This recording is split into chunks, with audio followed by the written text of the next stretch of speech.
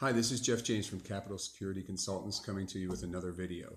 Now, I know a lot of my videos are about the physical security of your home and the protection of your family, but I really do a lot of research on all things related to safety and security of your family, and a lot of that has to do with health risks. So what I want to talk to you today is about children choking.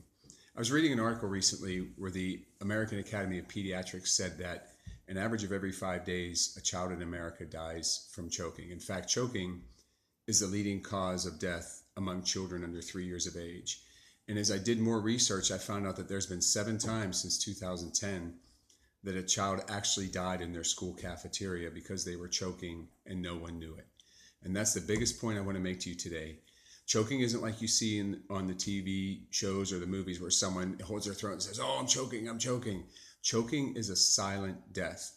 So what you need to teach the kids in your life that you care about is what I teach my kids.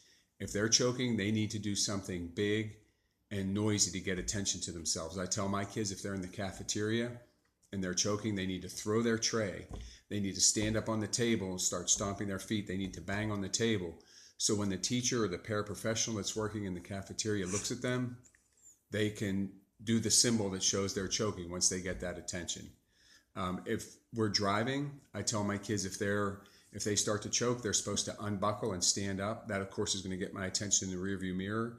They can let me know they're in distress, and I can pull over and try to render aid. So remember, they're not going to be able to make any noise, so they need to do something. You need to teach them to do something to get someone's attention.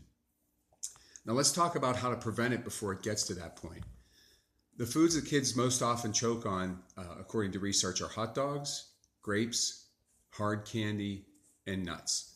So you got to tell kids they got to take small bites, cut it up for them if you can. If you're not in a position where you can cut food up for them, like in a car or something like that, then ask them to make sure they're taking small bites.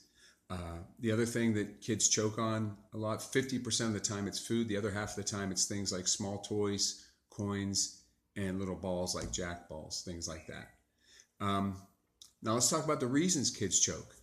Biggest thing is that they're running around with food in their mouth or candy in their mouth. You have to instruct them not to do that. The other thing is that they're taking too big of bites, or that they're just talking with too much food in their mouth or laughing with food in their mouth. Now, everything I just told you is pretty much the same for adults. If you find that you're choking, you got to do something demonstrative to make sure people see you and can render aid to you.